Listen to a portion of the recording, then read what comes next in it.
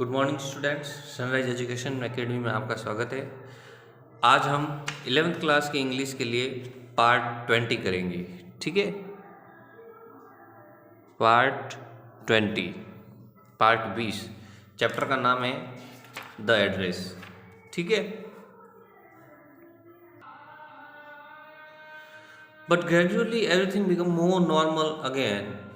Bed was getting to be lighter color. There was a bed you could sleep in unthreatened. लेखिका कह रही है कि लेकिन मुझे ऐसा लग रहा है कि धीरे धीरे सारी चीज़ें नॉर्मल हो गई होगी।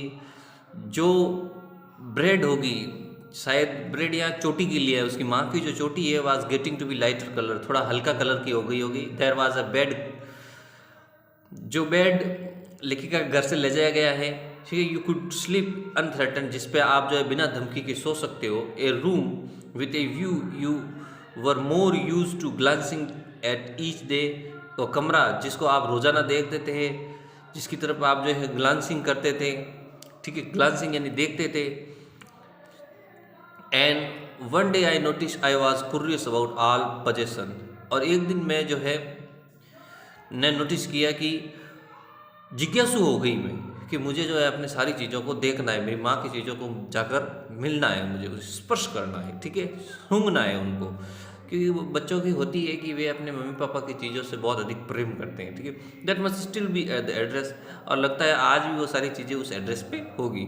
I wanted to see them and touch and remember, मैं उनको देखना चाहती थी, उनको टच करना चाहती थी, याद करना चाहती थी। ठीक है, after my first visit in vain to Mr. Dorling's house, I decided to try a second visit. पहली विजिट तो मेरी डोरलिंग के हाउस पे वेस्ट हो गई। कारण क्या था कि उन्होंने मुझसे मिलने से इनकार कर दिया और व्यर्थ चली गई। वेन यानी व्यर्थ, तो मैं दूसरी बार मिलने के लिए गई, यानी लेखिका ट्रेन से वापस उतर गई। ठीक है, क्योंकि उसको मम्मी की चीज़ों की याद बहुत अधिक आई। Now a girl about 15 open the door to me, लेकिन इस बार डोरलिंग घर पे नहीं थी। एक बच्ची ने जो 15 साल की थी, उसने दरवाज़ा खोला। I asked her if her mother was at home, मैंने उससे पूछा क्या उसकी माँ उसके घर पे है।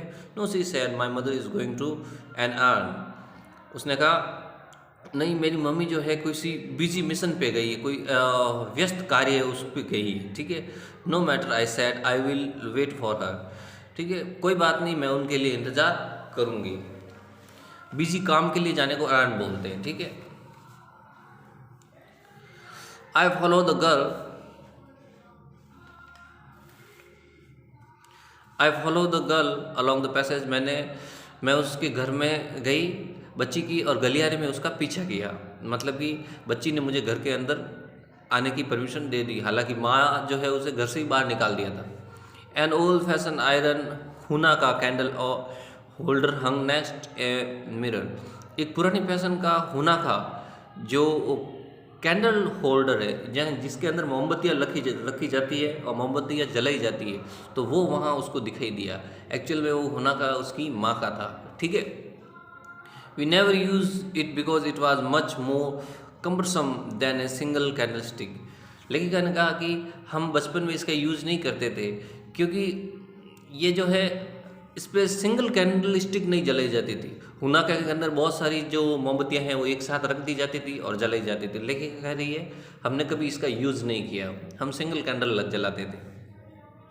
व्हाट यू शीट डाउन, अब लेखिका को पहली चीज़ तो हुनाका मिल गई, दूसरी चीज़ देखो उसको देख भी लिया उसने। What you sheet down asked the girl, she had open the door of the living room. अब लड़की ने कहा क्या तुम बैठोगे नहीं, उसने लिविंग रूम का दरवाज़ा खोला। आई वेंट इनसाइड पास्ट हर, मैं थोड़ी अंदर गई, उस लड़की को पास किया, मतलब आगे बढ़ी। आई स्टॉप रुकी हॉरिफाइड, थोड़ा डर गई। I was in A room I knew and didn't know, अब लेखिका कहती है मैं ऐसे रूम में थी जिसे मैं जानती भी थी और नहीं भी जानती थी। एंड एक्चुअल में लेखिका कह रही है कि उस रूम में जो चीज़ें पड़ी थी वो उससे बिलोंग करती थी, इसलिए उस लेखिका ने कहा उसे जानती भी थी और नहीं भी जानती थी। ठीक है, I found myself in the midst of things I didn't want to see again but which oppressed me in the strange atmosphere. अब लेकिन कह रही है कि उस रूम में जो चीज़ें पड़ी थी उस चीज़ों ने मुझको काफ़ी ऑप्रेस्ड किया, दमित किया, मेरी यादों को दबा दिया। स्ट्रेंज एटमॉस्फेयर, लेकिन वातावरण थोड़ा अजीब था। चीज़ें वही थी, वातावरण थोड़ा अजीब था, यानी वो सारी चीज़ें उसकी माँ से बिलोंग करती थी। ओ, और because of the tasteless way everything was arranged. और दूसरी चीज़ ये थी कि उसकी माँ की सारी चीज़ों को जो है टेस्टलेस यानी स्वादहीन तरीके से अरेंज किया गया था, मतलब कि उनको सही तरीके से नहीं रखा गया था, इधर उधर रखा गया था, ठीक है। Because of the ugly furniture, लेखिका ने देखा कि अगली फर्नीचर उसको थोड़ा भद्दा फर्नीचर दिखाई दिया, द मगी स्मेल, थोड़ी बेसुकी स्मेल दैट हंग देयर, वहाँ स्मेल भी थोड़ी अच्छी नहीं आ रही थी। I don't know but I scarcely dare to look around me. लेकिन कहती मैं नहीं जानती, लेकिन भय से ही सही मैंने थोड़ा साहस किया कि मेरी माँ की चीज़ों को देख लो। The girl moved a chair, I sat down on it. लड़की ने चेयर को हिलाया, मैं उस पर बैठी, and stare at the woollen table cloth. और फिर मैंने जो है एक कपड़े की तरफ देखा जो कि ऊनी था, और वो टेबल क्लॉथ था, टेबल पे रखा जाता था, और वो भी लेखिका की माँ का था, ठीक है। आई रब्ड इट, लेखिका ने कहा मैंने उसको रब किया। My finger grew warm from rubbing. और जब मैंने उसको घिसा, रब का मतलब होता है घिसना, तो मेरी अंगुलियां जो है थोड़ी गर्म हो गई थी, ठीक है। I follow the lines of the pattern. फिर मैंने उस कपड़े की लाइन्स और पैटर्न को फॉलो किया। Somewhere on the edge there should be a burn mark. लेखिका ने कहा, सोचा कि अगर ये मेरी माँ का है तो इसकी किनारे पे कुछ न कुछ जला हुआ निशान होना चाहिए, and that had never been repair. और उसको रिपेयर भी नहीं किया जा सकता, मतलब वो काफ़ी बचपन में वो टेबल क्लॉथ का कुछ हिस्सा जल गया था, और वो उसने देखा कि आज my mother's will be back soon said the girl. अब लेखिका को रियलाइज़ हुआ कि वाकई में ये तो कपड़ा भी उसकी माँ का है। तभी लड़की ने कहा कि मेरी मम्मी जल्दी ही वापस आ जाएगी, I have already made tea for her. तभी उस 15 साल के बच्चे ने कहा मैंने अपनी माँ के लिए चाय बनाई है, will you have a cup, क्या तुम भी चाय पियोगी? Thank you. लेखिका ने कहा धन्यवाद। तो लेखिका को 3 चीज़ें मिल गई है। एक तो हुनर का मिल गया जो उसकी माँ से संबंधित था, कुछ फर्नीचर जो उसकी माँ से संबंधित था, ठीक है, और एक टेबल क्लॉथ जो वुलन था, और एक सबसे पहले जो चीज़ मिली थी वो थी कार्डिजन, उसकी माँ का स्वेटर, ठीक है, जो उस मालकिन ने पहन रखा था, ठीक है। I look up, the girl put cup ready on the tea table. मैंने ऊपर की तरफ देखा, बच्ची ने चाय तैयार कर ली थी, और उसने जो चाय है टेबल पे रख दी थी। सी हैड ब्रॉड बैक, और उस लड़की की पीठ भी चौड़ी थी, जस्ट लाइक हर मदर, उसकी माँ मम्मी की तरह। कि लेखिका को क्यों पता है कि उसकी माँ की पीठ चौड़ी है? क्योंकि बचपन में उसने देख रखा था उसकी माँ को। She poured tea from with pot, अब चाय को उसने परोसा।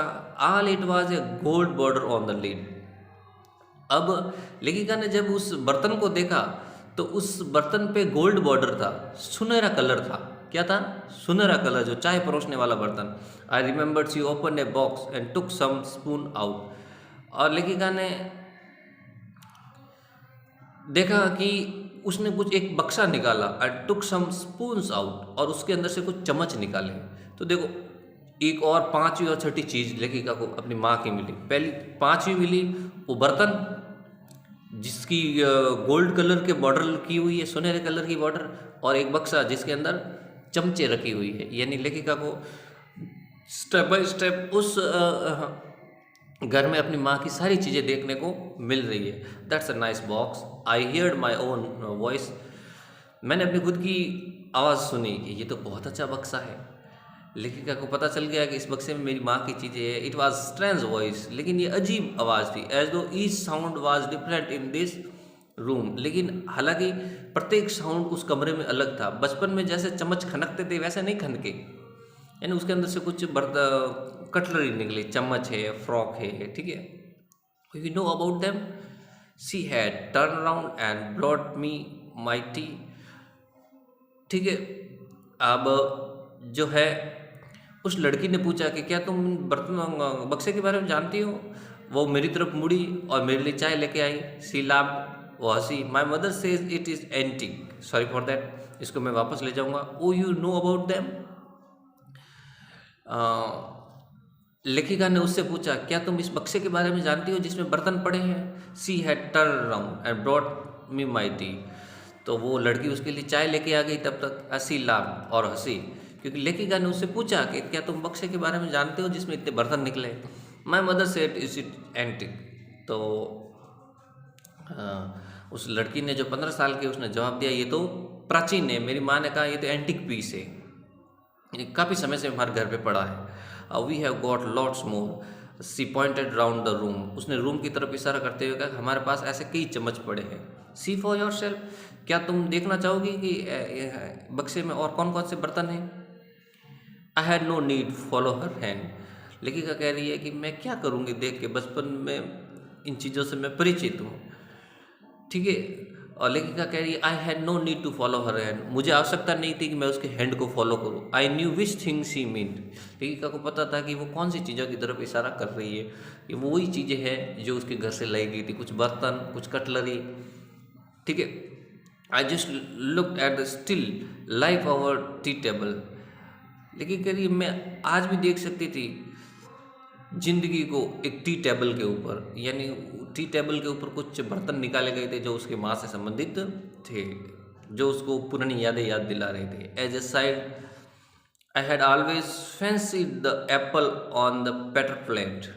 अब वो याद कर रही कि किस तरीके से जब वो बच्ची थी तो एक एप्पल को जो है पीटर प्लेट में डालकर खाती थी। पीटर प्लेट है जिसमें एप्पल को काट कर खाया जाता है, ठीक है, फलों को काट कर रखा जाता है। और फैंसीड मतलब कल्पना करना। लेखिका कहती है कि मुझे उस समय अपने बचपन की याद आ गई, जब टी टेबल पे सारे बर्तन निकाले गए तो मुझे याद आया किस तरीके से वो पीटर प्लेट में एप्पल खाती थी, ठीक है। We use it for everything she said. लेकिन 15 साल की बच्ची ने वापस जवाब दिया कि इन चीज़ों का तो इस्तेमाल हम प्रत्येक चीज़ के लिए करते हैं। Once we even eat off on the plate hanging there on the wall। लेकिन उस बच्ची ने यह भी कहा कि जो प्लेट ऊपर लटक रही है उसके अंदर भी हम खाना खाते हैं। यानी उस घर में जितने भी बर्तन हैं जो यूज़ किए जा रहे हैं मकान मालकिन द्वारा, उसकी बच्ची द्वारा, एक्चुअल में वो लेखिका से संबंधित हैं। काफ़ी सारी चीज़ें जो बचपन में हॉलैंड के युद्ध के दौरान इनके घर पे लाई गई थी। आई वांटेड सो मच, मैं बहुत कुछ चाहती हूँ, but it was anything special. और उसने कहा, लड़की ने कहा कि मैं बहुत कुछ चाहती हूँ लेकिन ये सारी चीज़ें मेरे लिए स्पेशल है। मेरे घर में जो चीज़ें हैं, बर्तन हैं, होना का है, ये स्पेशल है। I found the burn mark on the table cloth. और लेखिका कह रही है मैंने टेबल क्लॉथ पे भी जला हुआ निशान पाया, यानी नो डाउट ये टेबल क्लॉथ भी उसकी माँ का था। The girl looked questioningly at me. तभी उस लड़की ने मेरी तरफ प्रश्न किया। Yes I said you get so used to touching all these lovely things in the house. लड़की ने कहा कि ऐसा लगता है कि तुम इस घर में जितनी भी चीज़ें हैं उनको टच करने की आदी हो, यानी ऐसा लगता है कि इससे पहले भी तुमने इन चीज़ों को टच किया है। उस लड़की ने लेखिका से कहा you hardly look at them any more, क्या तुम उनके इस तरफ नहीं देखना चाहती, देख रही हो। यानी बच्ची ने ऐसी व्यंग्यात्मक रूप से कह दिया कि तुम जो है मेरे घर में जिस चीज़ों को जिस तरीके से टच कर रही हो, मुझे ऐसा लग रहा है कि तुमने भूतकाल में भी इन चीज़ों को टच किया है, अतीत में भी किया है। You only notice when something is missing.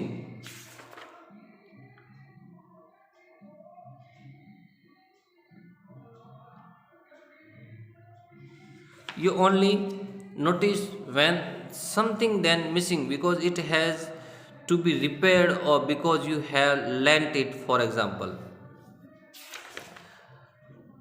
ठीक है। अब लेखिका उस बच्ची ने कहा कि आप तुमने नोटिस किया होगा कि यहाँ थोड़ी बहुत चीज़ें मिसिंग है, यानी कुछ चीज़ें गायब है। Because it has been repair, क्योंकि कुछ चीज़ों को तो रिपेयर कर दिया गया है और कुछ चीज़ों को उधार दे दिया गया है, ठीक है।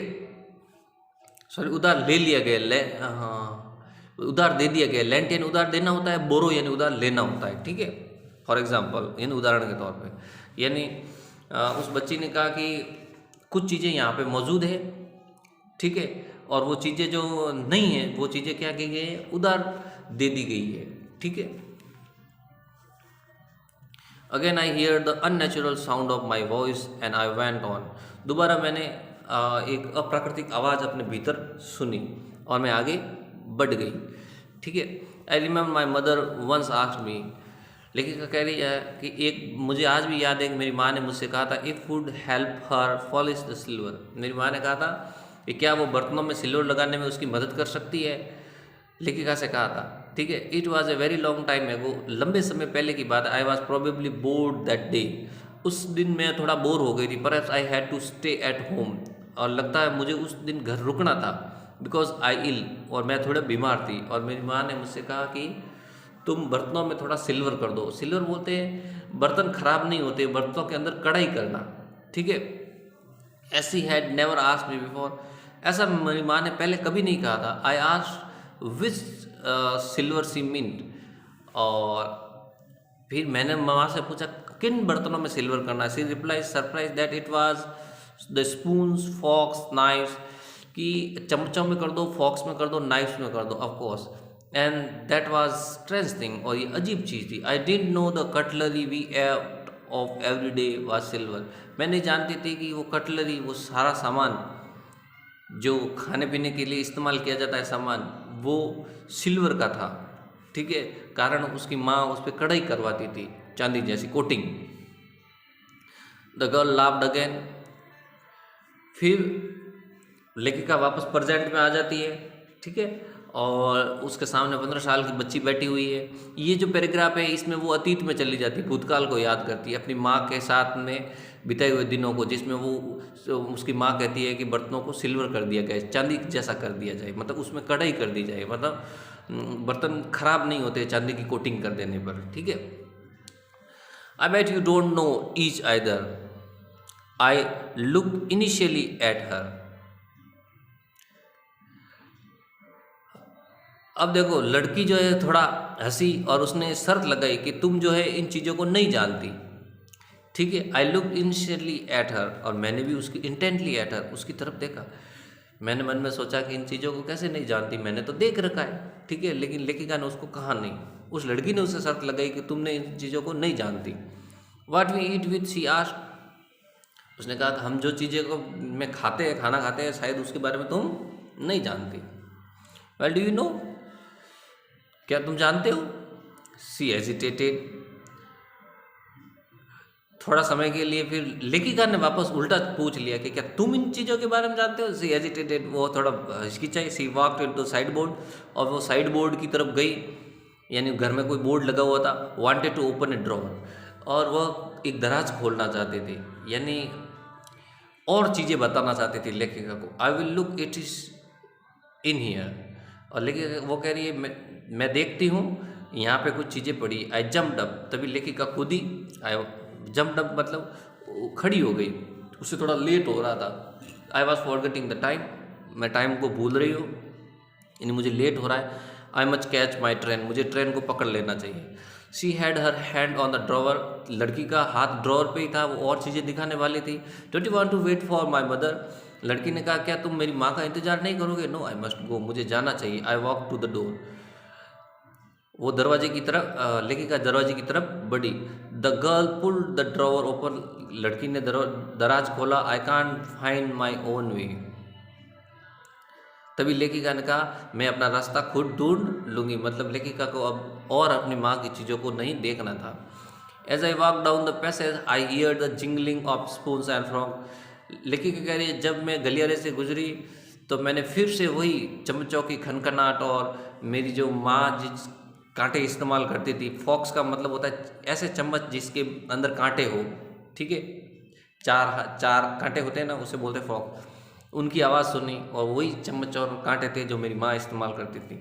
At the corner of the road I looked at the name plate, फिर मैंने सड़क के किनारे नेम प्लेट को देखा, मार्कोनी स्ट्रीट, वो वही घर था। It said I had been number 46, और घर का नंबर भी 46, वो address, the address was correct, address भी सेम था। But now I didn't want to remember it any more, लेकिन अब मैं इन चीज़ों को याद नहीं रखना चाहती, लेकिन उन चीज़ों को भुलाना चाहती है, वो प्रेजेंट में जीना चाहती है। I wouldn't go back there because the objects are linked in your memory with familiar life, former time instantly lost their value when. लेखिका कहती है कि मैं अब उन चीज़ों को नहीं देखना चाहती, क्योंकि अगर कोई ऑब्जेक्ट, कई चीज़ें आपकी पुरानी मेमोरी से संबंधित हो, आप उनको देखते हो तो वो अपनी वैल्यू खो देते हैं, क्योंकि अब उन चीज़ों को लेकर क्या करेगी, पुरानी हो गई है, ठीक है, और वो इस्तेमाल लायक नहीं है। और अगर वो इस्तेमाल करेगी, उन चीज़ों को लेकर आएगी, तो फिर वो क्या है, उनका इतना मूल्य नहीं है, मतलब कि उनको यूज़ नहीं किया जा सकता। जैसे फर्नीचर में बदबू आ रही थी, ठीक है, टेबल क्लॉथ भी फटा हुआ था, सर्व फ्रॉम देम, इसलिए लेखिका कहती है कि उन चीज़ों को अब सर्व नहीं करना, अब मैं उन चीज़ों को याद नहीं करना चाहती। You see them again in strength surrounding, क्योंकि अगर फिर से मैं चीज़ों को वापस अपने घर लाऊंगी तो वो अजीब वातावरण में आ जाएगी, ठीक है। And what should I have done with them, और लेखिका कह रही है मैं उन सामान का क्या करूँगी इन ए स्मॉल रेंटेड रूम, क्योंकि उसका जो लेखिका जिस रूम में रहती है वो किराए पे रहती है, कि इस छोटे से किराए के रूम में मैं उन सामान का क्या करूँगी। ठीक है, the threads of black out paper still hung along window, क्योंकि उसके किराए के रूम में अभी भी जो है ब्लैक पेपर के टुकड़े खिड़की के पास में लटक रहे हैं। तो वो कह रही है मुझे किराए के रूम में उन सामान की ज़रूरत नहीं है। No more than handful cutlery fitted in the window table drawer, और मैं उस हैंडफुल कटलरी यानी थोड़ा सा ही तो सामान है, एक सूट के भर सामान है, यानी 2 हाथों में आए इतना सामान है, उनको मैं अपने इस छोटे से नैरो टेबल ड्रॉअर में डाल के क्या करूँगी। यानी लेखिका का घर अभी छोटा है, लेखिका कहती है फालतू का सामान ला के यहाँ इकट्ठा नहीं करना चाहिए। I resolve to forget the address, और लेखिका ने फिर निर्णय लिया कि मुझे एड्रेस को भुला देना चाहिए, ठीक है। Of all things I had to forget, और मुझे सारी चीज़ों को भुलाना चाहिए, दैट वुड बी ईजीएस्ट, और यही आसान होगा। लेखिका ने अपने मन को समझाया कि उसे वर्तमान में जीना चाहिए, भूतकाल की तरफ नहीं देखना चाहिए।